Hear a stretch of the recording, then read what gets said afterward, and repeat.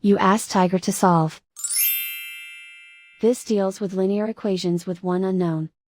The final result is x equals 38.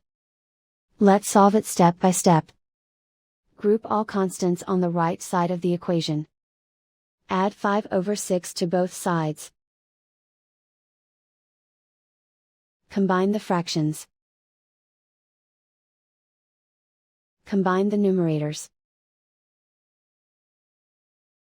Reduce the zero numerator. Simplify the arithmetic.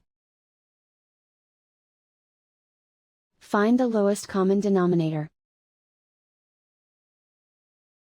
Multiply the denominators. Multiply the numerators. Combine the fractions. Combine the numerators. Isolate the x.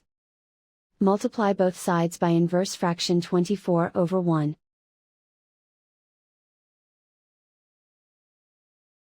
Group like terms. Multiply the coefficients.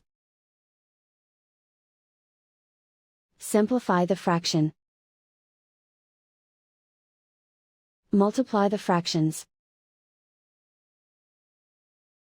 Simplify the arithmetic.